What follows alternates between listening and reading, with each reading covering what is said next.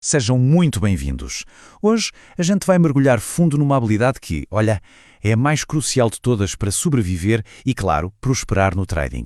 E o mais curioso é que é quase sempre a mais ignorada. Ok, vamos começar com uma daquelas perguntas que tira o sono de muito trader por aí, né? Por que é que uma análise que parecia, sei lá, perfeita, acaba virando uma perda bem dolorosa na conta? A resposta, garanto, vai surpreender muita gente. Pois é. A verdade é que o que separa o amador do profissional não é só a qualidade da análise, não. O segredo está numa disciplina. Uma disciplina fundamental que vai muito, mas muito além de só tentar adivinhar para que lado o mercado vai. Agora a gente vai expor a armadilha. Aquela armadilha escondida que afunda incontáveis traders, mesmo, e essa é a parte mais frustrante, mesmo quando eles acertam a previsão do mercado. Então qual é a armadilha? Não é a análise ruim, gente. É a péssima gestão de risco. É isso. É a falta de um plano de defesa que quebra mais contas do que qualquer análise errada. E é exatamente isso que a gente vai resolver hoje. Ok, então, qual é a solução? Vamos revelar agora a regra de ouro, a regra que os profissionais seguem à risca. Pensem nela como a base, o pilar de sustentação para a sobrevivência de longo prazo nos mercados. O nome do conceito é gestão de risco fixo. A ideia é super simples, mas poderosa. Definir uma quantia de capital, um valor fixo e, mais importante, não negociável, que se está disposto a perder em cada operação. Simples assim. A chave de tudo aqui é a consistência. E qual é essa regra de ouro então? É esta aqui, 1%. A maioria esmagadora dos traders profissionais arrisca apenas 1% do capital total por operação. É essa disciplina que blinda a conta contra aquelas perdas desastrosas. Agora, para quem tem contas menores ou talvez uma estratégia um pouco mais agressiva, 2% é o limite máximo, o teto absoluto.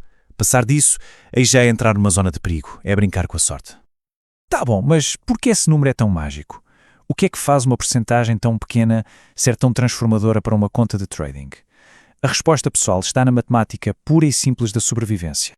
Pensem só nisso. Se a gente arrisca só 1%, seriam necessárias 100 perdas seguidas para zerar a conta. 100! Isso cria um colchão de segurança gigantesco que permite atravessar aquelas marés de azar que inevitavelmente todo trader enfrenta. Beleza! Agora que a teoria está clara, vamos para a prática. Como é que a gente aplica essa regra? Existe um cálculo bem simples, mas que é fundamental. É ele que transforma essa ideia toda numa ação precisa e calculada. Olha só, para calcular o tamanho certo da posição, a gente só precisa de 3 informações. 3 variáveis-chave. Primeiro, o risco em dinheiro.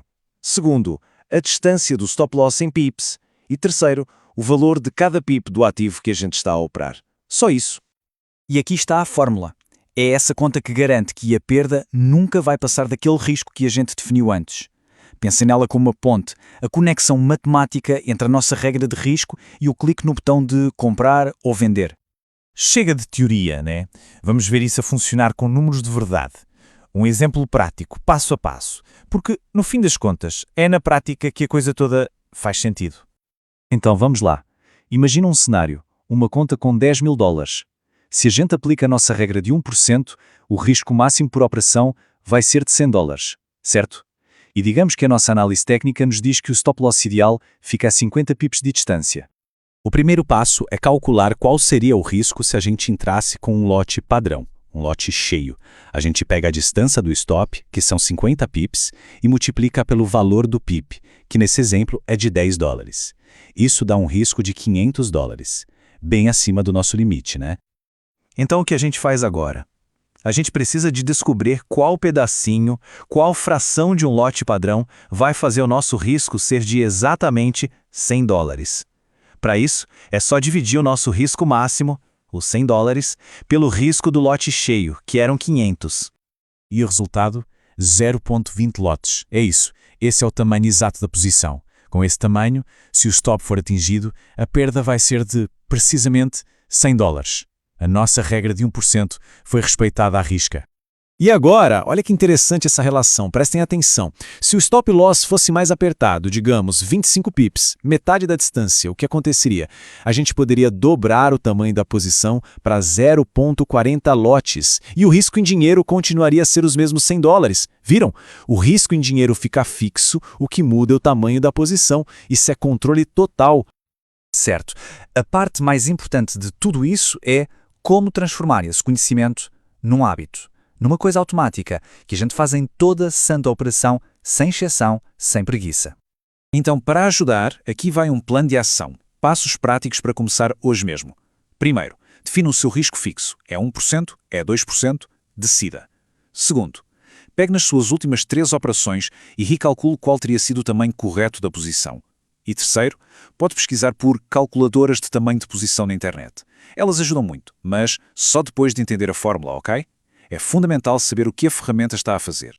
O objetivo final de tudo isto é mudar a nossa relação com o risco, é tirar o risco daquele lugar de medo, de algo abstrato que nos paralisa, e transformá-lo num número, um número que a gente define e controla. É trocar a ansiedade pela confiança, entendendo que cada stop loss é apenas um custo do negócio, um custo calculado. E para fechar, fica uma pergunta. Uma pergunta para se fazer antes de cada trade, daqui para a frente. Quem está no comando do risco?